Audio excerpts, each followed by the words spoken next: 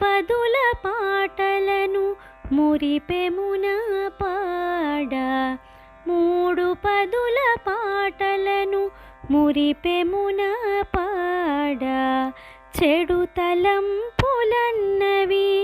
మనసున చేరనీక, మూడు పదుల పాటలను మురిపెమున పాడ, చెడు తలంపులన్నవి మనసున చేరనీక, కడు ప్రేమతోడా కన్నయ్యను, కడు ప్రేమతోడా కన్నయ్యను కనులారగాంచి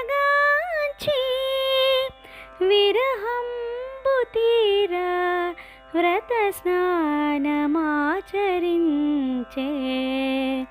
విరహంబు తీరా వ్రత స్నానమాచరించే. శ్రీ విల్లిపుత్తూరులోని శ్రీ విష్ణుచిత్తుల గారాపు పుత్రిక అయిన గోదాదేవి అకుంఠిత దీక్షతో నిత్యము రంగనాథుని తన మనమున నిలుపుకొని పూమాలలతో అర్చించుటయేగాక తనదైన శైలిలోని 30 పాటల మాలికను స్వామికి వేసి స్వామిని తన వానిగా చేసుకున్నది. ఆమె పాటల మాలికకు పరవశించిన రంగనాథుడు ఆ పాటలను స్వీకరించి వాటితో పాటు గోదాదేవిని వివాహమాడి తనలో చేర్చుకొను విషయము అత్యద్భుతము, ఆనందదాయకము. అందువలన మనము ప్రతి సంవత్సరము సంక్రాంతి ముందు రోజైన భోగినాడు సకల భోగ భాగ్యములు సమస్త మానవాళికి కలగాలని గోదాదేవి కళ్యాణము కన్నుల పండుగగా జరుపుకుంటాము. ఈ 30 పాటలను పాడుకున్నవారు సత్ఫలితాలను పొందుతారనే దానిలో అతిశయోక్తి లేదని గమనించాలి. వ్రేపల్లెలోని గోపికలు శ్రీకృష్ణ సమాగమానికి వ్రతము ఆచరించారు, ఫలితము పొందారు.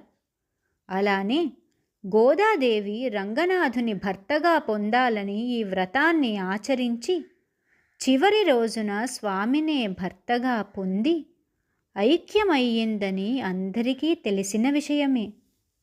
ఈ ధనుర్మాస వ్రత విషయాలను జాగ్రత్తగా అర్థము చేసుకొని విశ్వాసముతో ఈ 30 పాటలను మురిపముగా పాడిన వారికి అనేకానేక శుభ పరిణామాలు గోచరిస్తాయని ఆండాళ్ తల్లి తెలియజేస్తున్నది.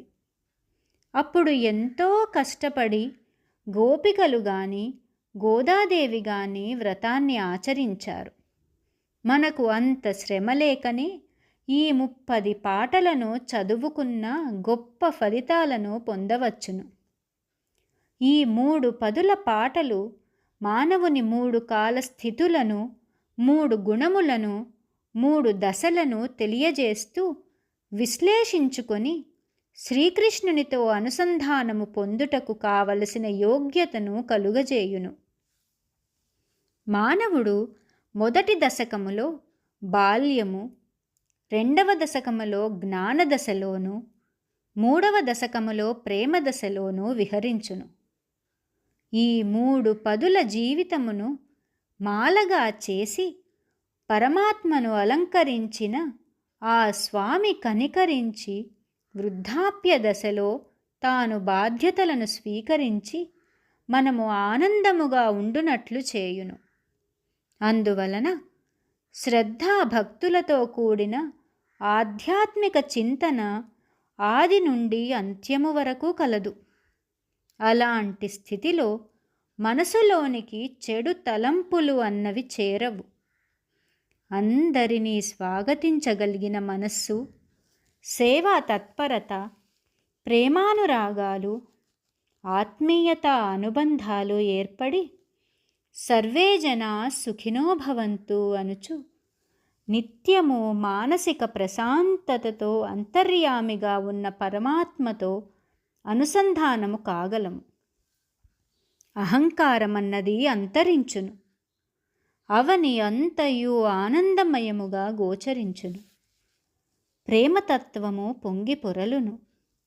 అప్పుడు ప్రేమమూర్తి అయిన కన్నయ్యను కన్నులారా గాంచగలము. ఏ దర్శన భాగ్యము కొరకు ఈ 30 రోజుల వ్రతము చేయుట జరుగునో అట్టి ఫలము సంపూర్ణముగా సిద్ధించును. ఆనందరసైక సిద్ధి కలుగును. అనిర్వచనీయమైన అనుభూతి కలుగును. అంతవరకు స్వామితో విరహము నోర్వజాలని వారు అందరూ ఈ వ్రతం ఆచరించినంతనే స్వామి కరుణా కటాక్షములు కలిగి స్వామిని తమ వానిగా పొందగలరు. అప్పుడు వారు భగవద్ అనుగ్రహ స్నానమును అనుభూతి స్నానమును చేసి అమృత తత్వమైన ప్రేమతత్వములో మునిగి మోక్షమును పొందగలరు. వ్రత స్నానము ఆచరించినంతనే స్వామితో విరహము తీరి నామరూప ధ్యానములను శ్రీకృష్ణుని యందే లగ్నము చేసి గోదాదేవి రంగనాథుని లగ్నము చేసుకొని స్వామితో కలిసినట్లుగా అందరము దివ్య మంగళ విగ్రహధారునికి పాదాక్రాంతులము కాగలము. అదియే అసలైన మానవ జన్మగా భావించాలి. సర్వే జనా సుఖినో భవంతు. సమస్త సన్మంగళాని భవంతు. లోకా సమస్తా సుఖినో భవంతు.